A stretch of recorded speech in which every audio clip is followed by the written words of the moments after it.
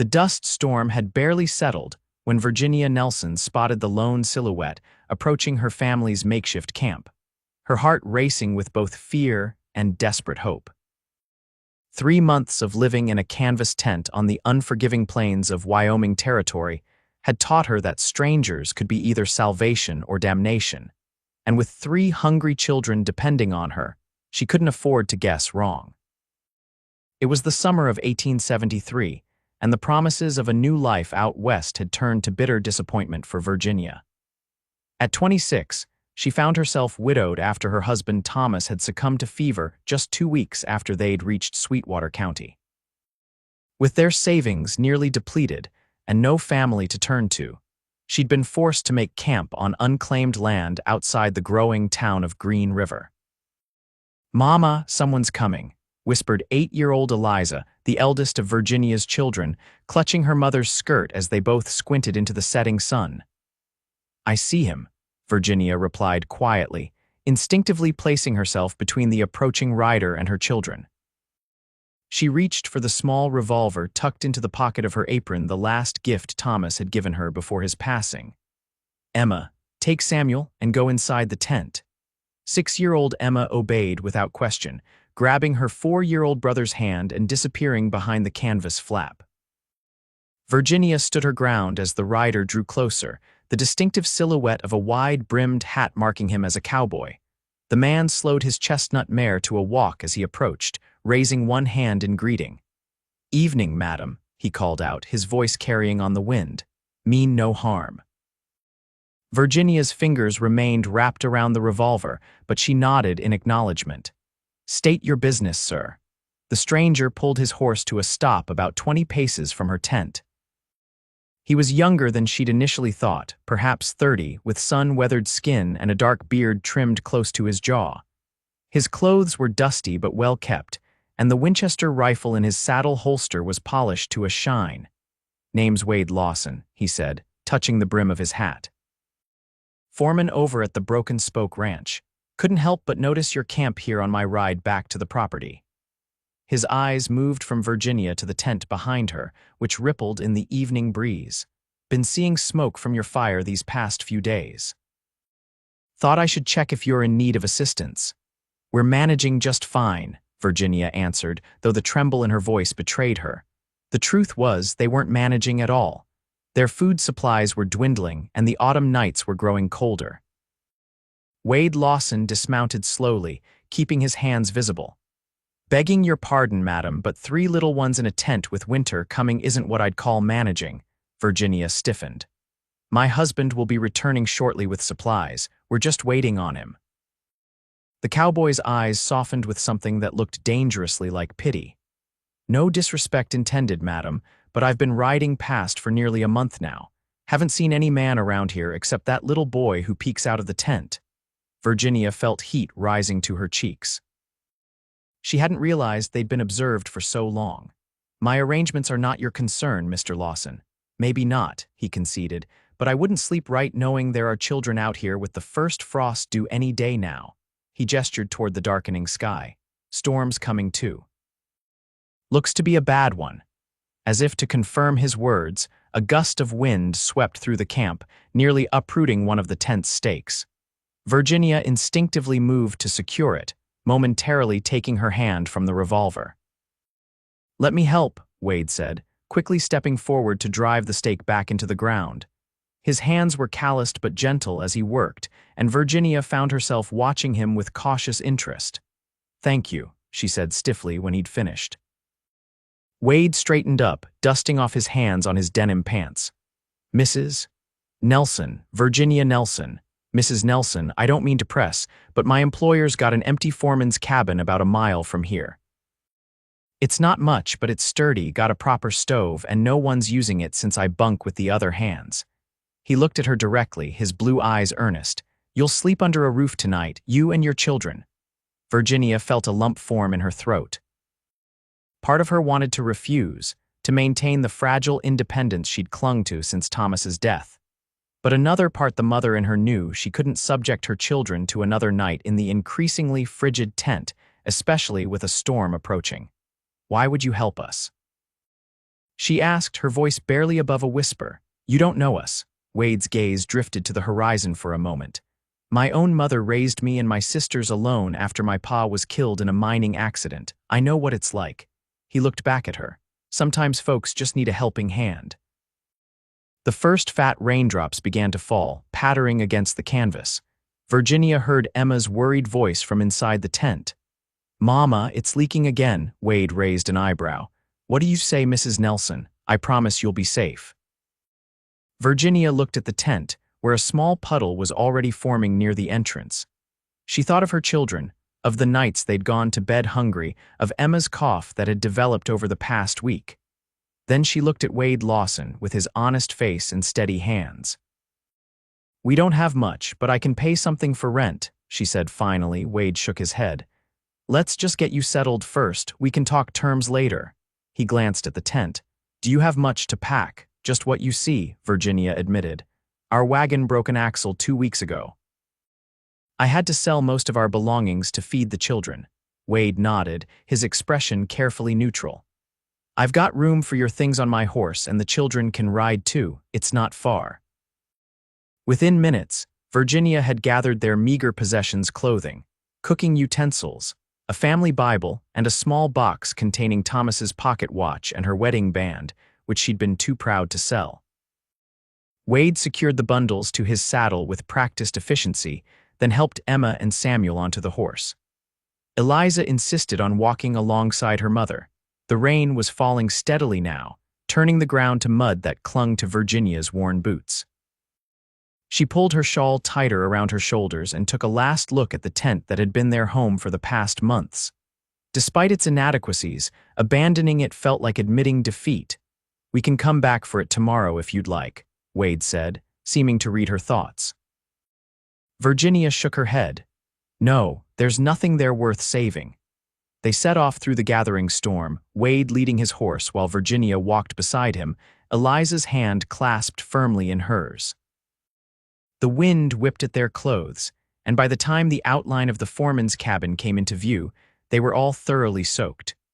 The cabin was small but solid, nestled in a grove of cottonwoods that offered some protection from the elements. Wade hurried ahead to unlock the door, then helped the children down from his horse. Go on in, he told Virginia. I'll bring your things. The interior was simple but clean: a main room with a stone fireplace and small kitchen area, and a single bedroom visible through an open door. A sturdy wooden table with 4 chairs stood in the center of the main room, and a rocking chair was positioned near the fireplace. It wasn't grand, but to Virginia, it looked like a palace. Wade entered behind her, carrying their belongings. Let me get a fire going, he said, setting the bundles down and moving to the fireplace where kindling and logs were already stacked. There are some dry clothes in the chest in the bedroom. They belonged to the previous foreman's wife, but they should fit you well enough. And I think there are some old clothes of their boy that might work for your little ones. Virginia stood dripping on the plank floor, overwhelmed by the sudden turn of events. Mr. Lawson, I don't know how to thank you. Wade glanced up from where he was arranging logs in the fireplace. No need for thanks, just doing what's right. He struck a match and the kindling caught immediately. There's a pump out back for water, and the pantry's stocked with some basics: flour, beans, coffee. Should tide you over till morning when I can bring more supplies. You've already done too much, Virginia protested. Wade straightened up, the fire beginning to crackle behind him. Mrs. Nelson, you look like you haven't had a proper meal in weeks. Let me help. Virginia opened her mouth to argue, but at that moment her stomach betrayed her with an audible growl. She flushed with embarrassment. Wade smiled, the first genuine smile she'd seen from him. I'll take that as agreement. Now, why don't you get the little ones dried off while I put some coffee on? That night, after a simple but filling meal of beans and cornbread, Virginia sat by the fire watching her children sleep peacefully on a pallet of blankets Wade had arranged for them. Their faces were relaxed in slumber, free from the worry that had marked them for too long. Wade had excused himself after dinner, saying he needed to report back to the ranch, but promised to return in the morning with more supplies. Virginia found herself both relieved and strangely disappointed by his departure. There was something comforting about his presence, a steadiness that made her feel secure for the first time since Thomas's death. As she rocked in the chair by the fire, Virginia allowed herself to weep quietly, not from despair, but from the overwhelming relief of having a roof over her head and her children safe and fed. Morning brought clear skies and a knock at the door. Virginia, who had slept better than she had in months, opened it to find Wade standing on the porch, his horse loaded with supplies. "Good morning, Mrs. Nelson," he said, hat in hand. "Brought some provisions." Virginia stepped aside to let him enter. "Please call me Virginia." Wade nodded, setting a sack of flour on the table. "Virginia, then." For the next hour, Wade helped her stock the pantry with enough food to last them at least 2 weeks' flour, sugar, coffee, bacon, dried apples, and even a small jar of honey that made the children's eyes widen with delight. "I spoke with Mr. Richardson. He owns the Broken Spoke," Wade explained as they worked. "He says you're welcome to stay here as long as you need, no rent required." Virginia paused in arranging cans on a shelf. "I can't accept charity, Mr. Lawson." "Wade," he corrected gently. "And it's not charity. Mr. Richardson's been looking for someone to help with mending and laundry for the ranch hands. The work wouldn't be too heavy and you could do most of it right here." Virginia considered this. "I'm a fair hand with a needle, and I was taking in laundry back in St. Louis before we came west." "Then it's settled," Wade said with a satisfied nod. "You'll have an income and the ranch will have cleaner shirts. Seems like a fair arrangement to me." Virginia found herself smiling. "Thank you, Wade, truly."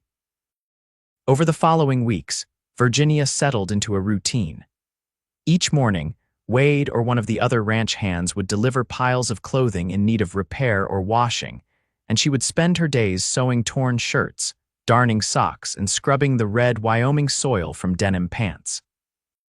The work was hard but honest, and the pay, while modest, was enough to feed her family and even set a little aside. Eliza had begun attending the small school in Green River, driven there and back each day by whoever was heading to town from the ranch. Emma and Samuel spent their days playing around the cabin or helping Virginia with small chores. For the first time since Thomas's death, Virginia felt they were building a life rather than merely surviving. Wade visited often, sometimes with ranch business, sometimes just to check on them. He brought small gifts for the children, a wooden horse for Samuel, hair ribbons for the girls, and occasionally stayed for dinner. Virginia found herself looking forward to his visits, planning meals that might tempt him to stay longer, dressing with a little more care on days she expected him. One crisp November afternoon, Wade arrived with a larger package than usual. "Got something for you," he said, setting the bundle on the table. Virginia unwrapped it to find a beautiful woolen shawl in deep burgundy. "Wade, I can't, it's getting colder," he interrupted. "And I noticed your old one is wearing thin. Consider it a business expense, can't have our seamstress catching cold." Virginia ran her fingers over the soft wool. "It's lovely, thank you." Wade shifted his weight, suddenly looking uncertain. "There's a social at the church in town this Saturday. Thought you and the children might like to go." He cleared his throat. "I'd be happy to escort you." Virginia looked up, surprised. "A social? Just music and some dancing, potluck supper." Wade's cheeks had reddened slightly. "Thought it might be nice for you to meet some of the other families around here." Virginia hesitated. She hadn't been to any social gatherings since Thomas's funeral. The thought of facing a crowd, of explaining her situation to curious strangers, was daunting. But the hopeful look in Wade's eyes made her pause. I don't have anything suitable to wear to a social," she admitted. Wade's face brightened. "Is that a yes if I can solve that problem?" Despite herself, Virginia laughed. "I suppose it is." The next day, Wade arrived with Mrs. Richardson, the ranch owner's wife, a plump, cheerful woman in her 50s who immediately took charge of the situation. "Wade tells me you're in need of a dress for the social," she announced, carrying a large box into the cabin. "I've brought a few options. My daughter left several behind when she married and moved to Denver. She's about your size, I think." By Saturday evening, Virginia found herself wearing a pretty blue calico dress that Mrs. Richardson had altered to fit her perfectly. Her hair was arranged in a simple but elegant knot, and the burgundy shawl added a touch of color that brought out the warmth in her brown eyes. Wade arrived promptly at 6, dressed in his Sunday best, his normally unruly hair slicked back with pomade. He stopped short when Virginia opened the door, staring at her with undisguised admiration. "You look beautiful," he said simply. Virginia felt herself blushing like a schoolgirl. "Thank you. You clean up rather well yourself, Mr. Lawson." The children were already waiting in the wagon Wade had borrowed for the occasion, excitedly chattering about the social. As he helped Virginia up onto the seat beside him, his hand lingered on hers for just a moment longer than necessary, sending an unexpected flutter through her chest. The church hall in Green River was decorated with autumn leaves and candles, creating a warm, inviting atmosphere. A small band played in one corner, and tables laden with food lined the walls. Virginia felt a moment of panic as they entered, conscious of the curious glances directed their way, but Wade's steady presence beside her helped calm her nerves. "Mrs. Nelson, how wonderful to see you," called a familiar voice. It was Mrs. Baker, Eliza's teacher, approaching with a smile. "Eliza has been such a delight in class. You must be so proud of her." Before long, Virginia found herself surrounded by friendly faces, women eager to welcome her to the community. Men nodding respectfully to Wade as if his presence with Virginia and her children was the most natural thing in the world. After dinner, when the band struck up a lively tune, Wade turned to Virginia. "May I have this dance?" Virginia hesitated. "I haven't danced in years." "Neither have I," Wade admitted with a grin. "Reckon we can stumble through it together." And so they did, laughing as they occasionally missed steps or bumped into other couples. Wade's hand was warm and steady at her waist, his movements becoming more confident as the evening progressed. By the time the band played a waltz, they were moving together with surprising grace, as if they'd been dancing partners for years rather than hours. "Thank you for bringing us tonight," Virginia said softly as they swayed to the music. "The children are having a wonderful time." Wade glanced over to where Eliza and Emma were playing a clapping game with some other girls their age, while Samuel had fallen asleep on a bench, his head pillowed on his coat. "I'm glad," Wade said, his voice equally soft. "And you, are you having a good time?" Virginia looked up at him, at the kind eyes that had first offered her shelter on that rainy day, and felt something unfurl in her heart, something she'd thought had died with Thomas. "The best time I've had in longer than I can remember," she answered honestly.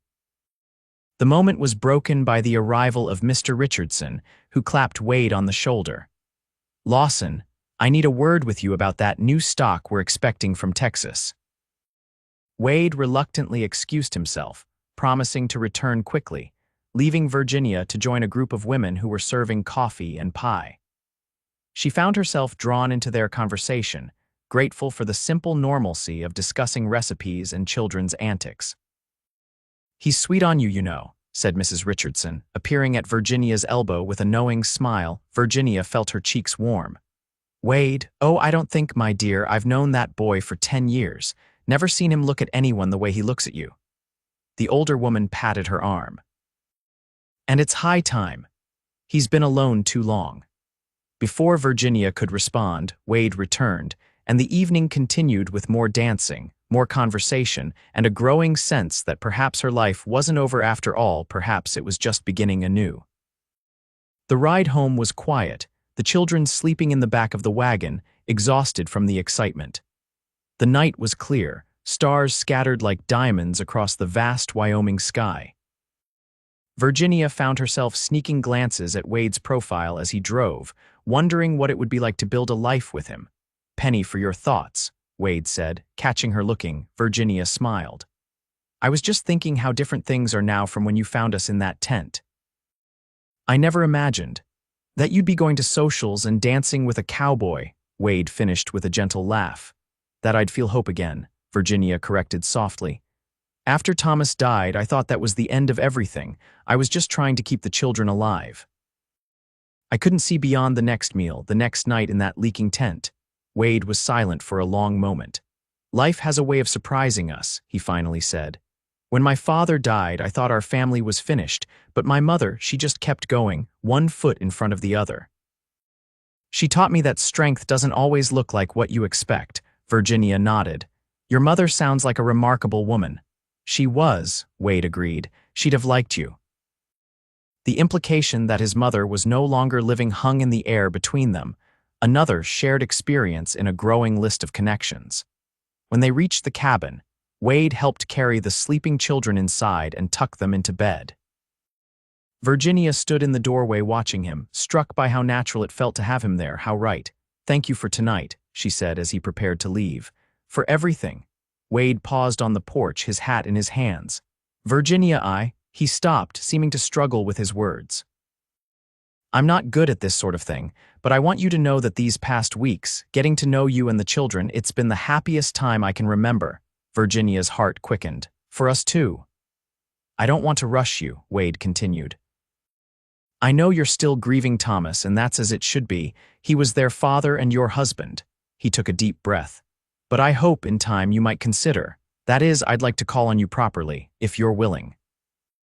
Virginia looked at this man who had changed their lives so completely, who had offered shelter without hesitation, who treated her children with gentle respect. She thought of how her heart lifted whenever he appeared, how she found herself sharing thoughts with him that she'd never voiced to anyone else. I'd like that very much, she said softly. Wade's face broke into a smile that transformed him. Impulsively, he reached for her hand and pressed a kiss to her knuckles. Good night, Virginia. Sleep well. Good night, Wade, she whispered, watching as he mounted his horse and rode off into the starlit night. The winter months brought heavy snow and bitter cold, but the foreman's cabin remained warm and secure. Wade visited regularly, sometimes staying for dinner, sometimes just stopping by with supplies or to clear snow from the path. Each visit strengthened the bond between them, building a foundation of trust and affection. By Christmas, it was clear to everyone at the Broken Spoke Ranch that Wade Lawson was courting Virginia Nelson. He brought her family to the ranch's Christmas celebration, proudly introducing her to those ranch hands she hadn't yet met. Mr. Richardson presented each of her children with a gift: a doll for Emma, a pocket knife for Samuel, and a set of watercolor paints for Eliza, while Mrs. Richardson gave Virginia a beautiful hand-sewn quilt, made it special for you, the older woman said with a wink. Thought your cabin could use some brightening up. As winter gradually gave way to spring, Virginia's confidence grew. She had expanded her business beyond the ranch, taking in mending work from townspeople in Green River. The extra income allowed her to purchase new clothes for the growing children and even save a little toward a future that was looking increasingly bright. Wade began teaching Samuel to ride, borrowing a gentle old mare from the ranch for the purpose. He helped Eliza with her schoolwork and patiently braided Emma's hair when Virginia was busy with her sewing.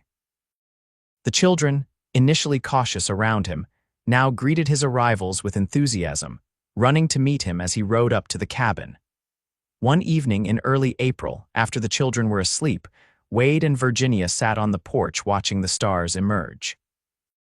The air was cool but no longer frigid, carrying the promise of the coming spring.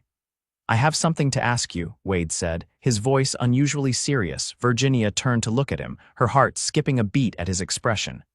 What is it? Wade took her hand in his. I've been thinking about the future, about us. So have I, Virginia admitted. Mr. Richardson has offered me a partnership in the ranch, Wade continued. He's getting older, doesn't have any sons, and says he's tired of managing everything himself. It would mean more responsibility, but also a share in the profits, and… He paused. And the big house. Virginia raised her eyebrows. The big house? You mean the main ranch house? Wade nodded. The Richardsons want to move into town, be closer to their daughter who's expecting their first grandchild. They've offered me the house as part of the deal. He squeezed her hand. It's got 5 bedrooms, Virginia, plenty of space for a family. Virginia's breath caught as she realized where this was leading. Wade. I love you, Virginia, he said simply. I think I started falling for you that first day when you stood there protecting your children, ready to face down a stranger rather than show any weakness. He smiled at the memory. You're the strongest, most beautiful woman I've ever known, and I've come to love Eliza, Emma, and Samuel as if they were my own. Tears filled Virginia's eyes. "They love you too, we all do." Wade reached into his pocket and pulled out a small box. "Then I hope you'll do me the honor of becoming my wife." He opened the box to reveal a simple gold band set with a small pearl. "It was my mother's. I've been carrying it since Christmas, waiting for the right moment."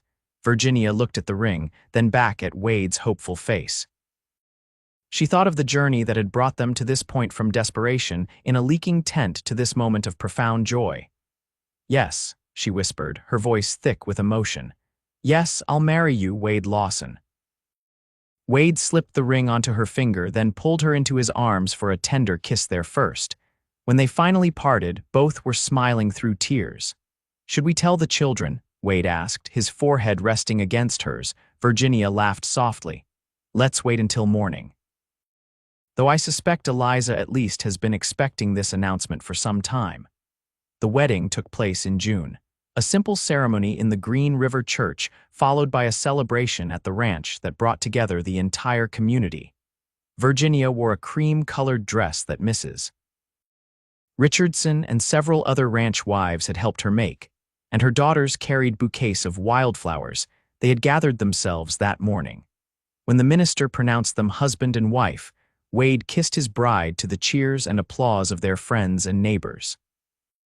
But the moment Virginia treasured most came after, when Wade knelt down to speak to her children. "I want you to know," he said seriously, "that I will always care for your mother and for each of you with everything I have. I know I can never replace your father, but I promise to be the best stepfather I can be." 8-year-old Emma flung her arms around his neck. "Can we call you Pa?" she asked. Wade looked up at Virginia, his eyes shining with emotion. "If your mother thinks that would be all right." Virginia nodded, too overcome to speak. Samuel, now 5, stepped forward solemnly. "Pa taught me to ride," he announced to the assembled guests, "and he's going to teach me to rope next." Eliza, approaching 10 and becoming more reserved as she grew older, simply took Wade's hand. "Thank you for taking care of us," she said quietly. The move to the main ranch house was completed by the end of summer. The spacious home, with its wide porch and large kitchen, seemed like a palace compared to the foreman's cabin where they had spent the previous year. Virginia took particular pleasure in the garden, which had been Mrs. Richardson's pride, and now yielded vegetables and flowers in abundance. Wade proved to be as good a husband as he had been a friend and suitor. He worked hard managing the ranch, but always made time for his family, teaching the children to ride and rope, helping Virginia with her expanding sewing business, and ensuring that they all knew they were loved and valued. On the first anniversary of the day Wade had found them in the tent, Virginia prepared a special dinner and sent the children to spend the night with the Richardsons in town. When Wade returned from checking on a distant part of the ranch, he found the house unusually quiet and a table set for 2 with candles and their best dishes. "What's the occasion?" he asked, hanging his hat on the peg by the door. Virginia smiled mysteriously. "Do you know what day it is?" Wade thought for a moment, then his face cleared with understanding. "The day we met, the day I told you you'd sleep under a roof that night. The day everything changed," Virginia agreed, coming to wrap her arms around his waist.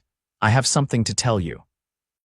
Wade looked down at her, brushing a strand of hair from her face. "What is it, love? We're going to need one of those extra bedrooms sooner than we thought," Virginia said, taking his hand and placing it on her still flat stomach. "Around February, the doctor thinks." Wade stared at her for a moment, then let out a whoop of joy that probably startled the cattle in the nearby pasture. He lifted Virginia off her feet, spinning her around until they were both laughing breathlessly. "A baby," he said in wonder when he finally set her down. "Our baby." Virginia nodded, tears of happiness in her eyes. "Our family is growing again." That night, as they lay together in the quiet darkness of their bedroom, Wade pulled Virginia close against his chest. "Did you ever imagine, that day in the tent, that things would turn out this way?" he asked softly. Virginia thought back to the desperate woman she had been, trying to shelter her children from wind and rain with nothing but canvas and determination. "Never," she admitted. "I was just trying to survive until the next day. And now." Virginia turned in his arms to face him, tracing the beloved lines of his face with her fingertips. Now I'm not just surviving, I'm living, loving, she smiled. And it all started because a kind cowboy couldn't bear the thought of children sleeping in a tent. Wade kissed her gently. Best decision I ever made, stopping at that tent. As Virginia drifted toward sleep in the safety of her husband's arms, in the home they now shared with her 3 children and the new life growing within her, she silently agreed. From the depths of loss and hardship had come a love and a life more beautiful than she could have imagined, all because one man had seen their need and offered shelter from the storm. From a leaking tent on the windswept plains to the heart of a loving home and family, Virginia's journey had come full circle. And as Wade's steady breathing joined with hers in the peaceful darkness, she knew with absolute certainty that they had found in each other not just shelter for the night, but a home for a lifetime.